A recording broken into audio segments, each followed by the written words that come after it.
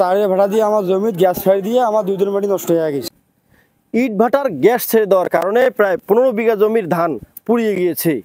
আর এমন ঘটনা ঘটেছে লালমনিরহাটের হাতীবান্ধা উপজেলার নদাবাজ ইউনিয়নের এমটিবি ইট ভাটার গ্যাস থেকে।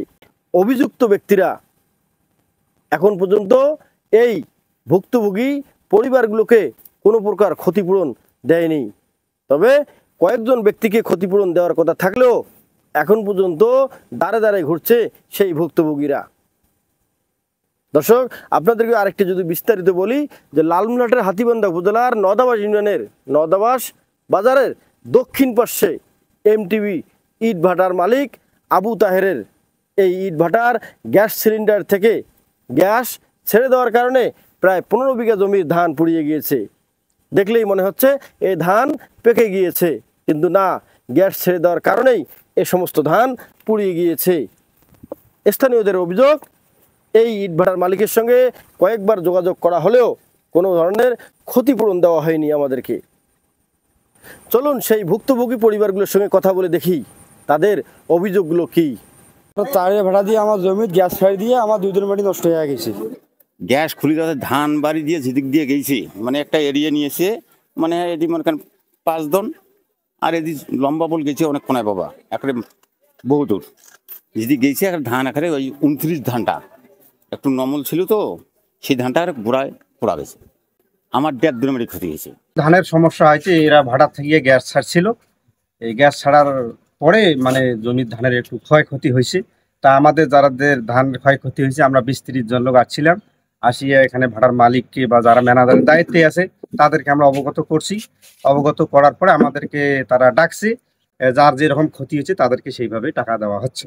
আমাদের ক্ষতি হয়েছে, ক্ষতিপূরণ দিচ্ছে। জমি আমার মনে করো 7 পোয়া, টাকা দিছি আমাদের। আমার ওয়া পোড়া গেছে 3 পোয়ার মাটি, গ্যাস দিয়ে পোড়া গেছে।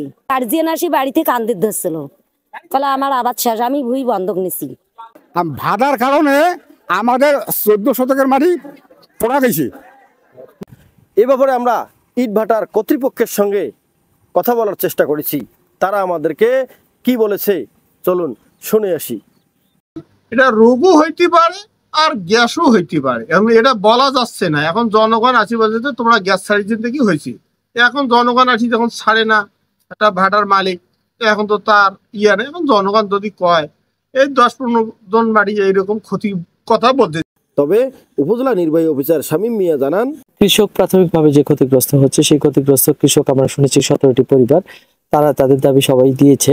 যদি কোনো পরিবার না পেয়ে থাকে, যে ক্ষতিপূরণটা পায়নি এবং তারা স্যাটিসফাইড, তারা যদি অভিযোগ করে, তাহলে আমরা অবশ্যই সেটার অনুযায়ী মালিক পক্ষকে যথাযথ আইনের আওতায় নিয়ে আসবো।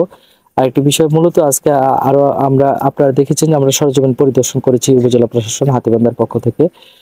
পরিদর্শনে আমরা যেটা পেলাম যে তাদের দাবি হচ্ছে 3 থেকে 4 বিঘা জমির মতো। তবে আপনার যে দাবি তার সাথে একটু যাই হোক, আমরা আমাদের যারা ক্ষতিগ্রস্ত তারা যেন ক্ষতিপূরণটা পায়, আর তাদেরকে আমরা সতর্ক করে দিয়েছি। এর পরবর্তীতে যখন আমাদের ফসলের সময় আসে তখন যেন ইট ভাটার এই গ্যাসটা না ছাড়া হয়, তাহলে হচ্ছে ক্ষতিপূরণ দিলেও আমাদের ফসলের কিন্তু ক্ষতিটা থেকে যাচ্ছে।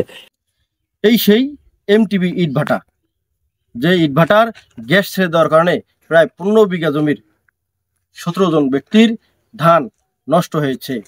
এই বিষয়ে উপজেলা নির্বাহী অফিসার সহ সমস্ত প্রশাসনের হস্তক্ষেপ কামনা করেছেন স্থানীয়রা। M A Rahim, news channel 24, Lalmonirhat.